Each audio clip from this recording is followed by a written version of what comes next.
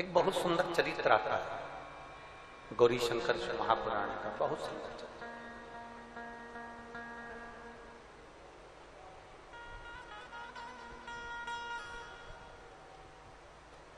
स्त्री नारी,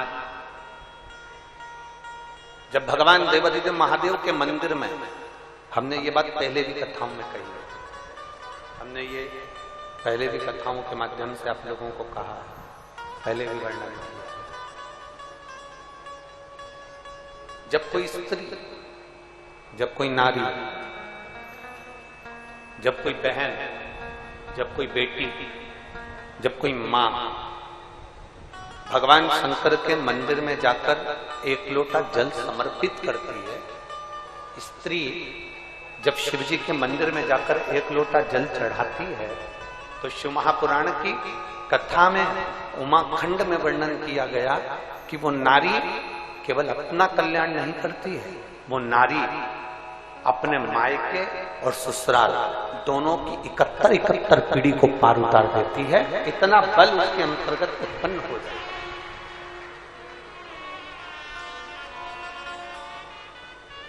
कोई पुरुष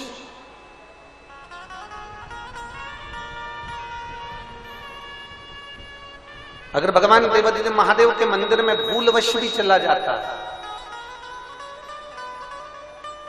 भूलवश भी, अचानक, अनायास, बिना सोचे, बिना समझे, बिना विचार के,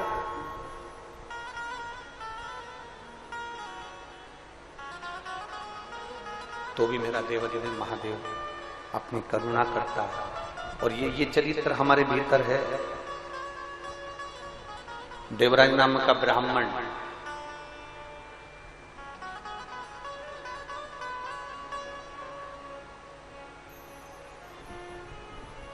जिसके पास में चोरी का धन है, देवराज नाम का ब्राह्मण चोरी का धन है जिसके पास में,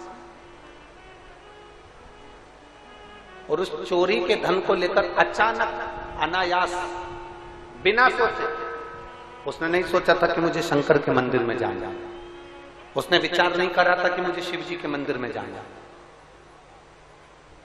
उसने ये विचार कर रखा ही नहीं था कि मुझे शंकर की चौखट पर पहुंचना। अनायास, बिना सोचे समझे चोरी का धन लेकर वो शंकर जी के मंदिर में पहुंचा। इसलिए हम कथा में पहले कहते हैं आपको, आप लोगों ने टीवी के माध्यम से भी श्रवण करा होगा और कभी आपने पंडाल में बैठकर भी सुना होगा, तो हमने एक बात जरूर आप लोगों से कही है। धर्मात्मा अगर कथा सुनने आता है, परमात्मा अगर कथा सुनने आता है, भक्त अगर भगवान की कथा सुनने आता है, तो चोर भी भगवान की कथा में जरूर आता है। इसलिए हम बार बार आप लोगों को कथाओं के माध्यम से कहते हैं कि जब भी कथा के पंडाल में जाओ, शिव महापुराण की कथा सुनने के लिए कभी भी पंडाल में पहुंचो, या तुम्हारे क्षेत्र में कोई भी कथा हो, उस कथा को सुनने के लिए यदि आप पंडाल में पहुंचे, तो कोई सोने की रकम, कोई मंगलसूत्र, चेन, अंगूठी, कोई आभूषण सोने का पहनकर या बहुत कीमती सामान लेकर आपको कथा में नहीं जाना है। कथा में शंकर से बड़ा कोई कीमती नहीं होता, इसलिए हमें महादेव को लेकर अपने घर जाना है, सोने की रकम लेकर कथा में नहीं जाना। कोई विशेष आभूषण लेकर हमें कथा में नहीं जाना, कोई विशेष कीमती सामान लेकर हमें कथा में नहीं पहुंचना। हमें तो देवादिदेव महादेव की कथा को श्रवण करने के लिए जाना है। हमें भगवान देवादिदेव महादेव का पवित्र चरित्र श्रवण करने के लिए जाना, और उससे ज्यादा कुछ नहीं। और तेरी कृपा बिना ना हिले एक भी अणु लेते हैं सांस, तेरी कृपा से तनु तनु।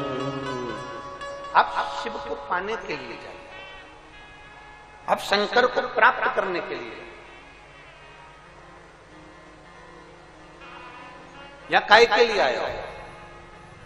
एक कुरुत की भूमि पर आप लोगों की गाड़ियां भी कम से कम कुछ नहीं तो 1 किलोमीटर दूर रुकी होंगी। बोलो सही है कि गलत है? अरे बोलो तो जम के। अब 1 किलोमीटर दूर गाड़ी रुकी है, 100-200 रुपए तो तुमने आने में खर्च करे कि नहीं करे? बोलते जाओ जरा जम के बोलो। करे ना? डीजल भी डलवाया होगा गाड़ी में, पेट्रोल भी डलवाया होगा, फिर कुछ पैसा थोड़ा बहुत खर्च कर कर यहाँ पहुंचे भी होगे।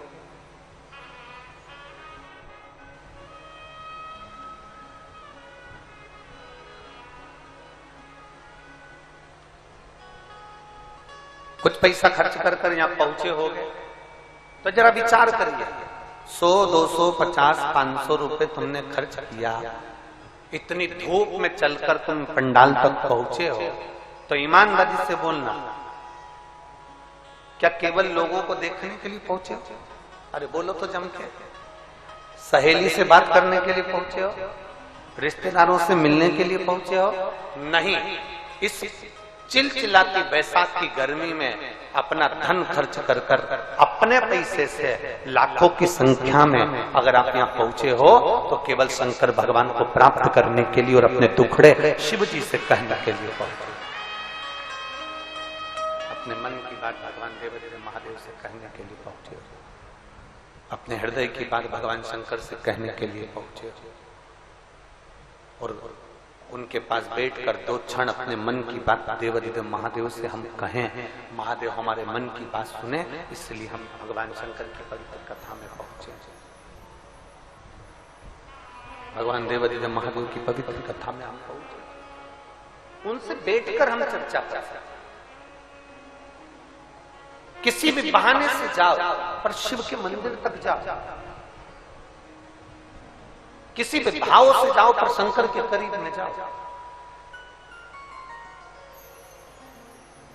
और जब आप शिव के करीब में जाओगे, जब आप शंकर के करीब में पहुंचोगे, शिव महापुराण के नजदीक में जब पहुंचोगे तो भीतर से अपने आप, आपके भीतर से शांति का अनुभव अपने आप होने लगेगा, शीतलता का अनुभव अपने आप होने लगेगा।